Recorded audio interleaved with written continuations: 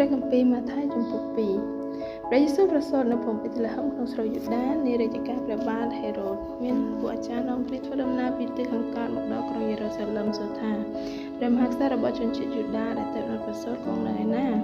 យើងខ្ញុំបានឃើញផ្កាយរបស់ព្រះអង្គរះនៅទិសខាងកើតហើយយើងខ្ញុំមកថ្វាយបង្គំព្រះអង្គការព្រះបាទហេរ៉ូតលើដំណឹងនេះទ្រង់រន្ធត់ព្រះហត្ថយ៉ាងខ្លាំងហើយអ្នកក្រុងយេរូសាឡឹមទាំងអស់ក៏រន្ធត់ចិត្តជាមួយនឹងព្រះអង្គដែរព្រះរាជាត្រាស់ហៅពួកនាយកបរិច្ចាគនិងពួកអាចារ្យទាំងប៉ុន្មានរបស់ប្រជាជនមកដើម្បីសួរគេពីកន្លែងដែលព្រះគ្រីស្ទត្រូវប្រសូតគេទូលស្ដេចថាព្រះគ្រីស្ទត្រូវប្រសូតនៅភូមិបេតលេហឹមក្នុងស្រុកយូដាតែមានសេចក្តីចែងទុកមកតាមរយៈព្យាការីថាភូមិបេតលេហឹមជាដែនដីយូដាអើយក្នុងបណ្ដាក្រុងសំខាន់ៗនៃស្រុកយូដា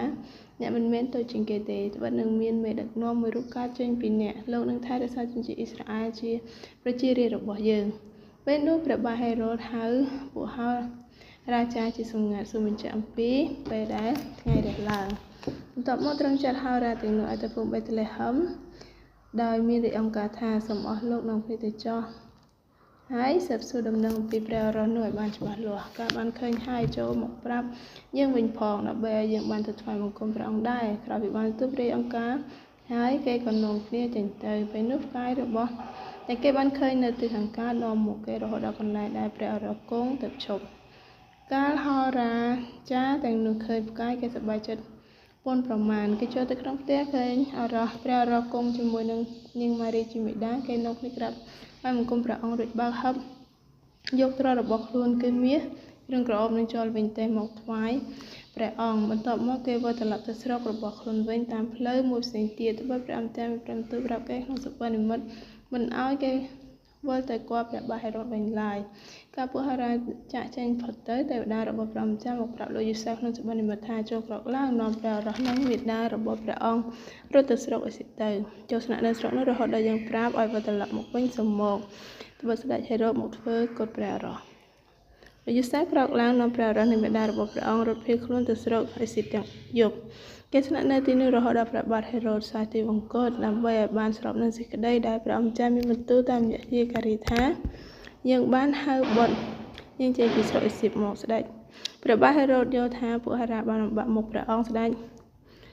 ទ្រង់ព្រះវិរៈក្រៃលែងហើយចេញបញ្ជាគេសម្លាប់ក្មេងប្រុសៗទាំងអស់ដែលមានអាយុពីខួបចុះមកនៅភូមិបេតលេហឹមនិងភូមិជិតខាងហើយគេចាប់តាំងពីពេលកំណត់នៃផ្កាយត្រូវរះដែលត្រូវទ្រង់បានសួរបញ្ជាក់ពួកហោរាចា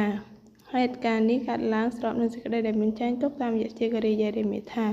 មានសម្លេងមួយលាន់លើពីភូមិរ៉ាម៉ាម៉ូជាជំនួយសោកសៅគឺនាងរាជាយំសោកអាណិតកូននាងមិនប្រឲ្យនរណាសម្រាលទុកឡើយព្រោះកូននាងបាត់បង់ជីវិតអស់ទៅហើយការព្រះបាទហេរ៉ូតសាទទីវង្គតផុតទៅទេវតារបស់ព្រះម្ចាស់មកប្រាប់លោកយូសាបនៅស្រុកអេស៊ីបក្នុងសុបិននិមិត្តថាចូលក្រោកឡើងនាំព្រះកុមារនិងមេដារបស់ព្រះអង្គវិលត្រឡប់ទៅស្រុកអ៊ីស្រាអែលវិញទៅបិទពួកអ្នកដែលប៉ុនប៉ងធ្វើកុដព្រះកុមារស្លាប់បាត់អស់ទៅហើយលោកយូសាបក្រោកឡើងនាំកុមារនិងមេដារបស់ព្រះអង្គវិលត្រឡប់ទៅស្រុកអ៊ីស្រាអែលវិញប៉ុន្តែកាលលោកដឹងថាព្រះបាទខេឡូឡើងគ្រងរាជ្យនៅស្រុកយូដាស្នងព្រះបាទហេរ៉ូតជាព្រះមេដា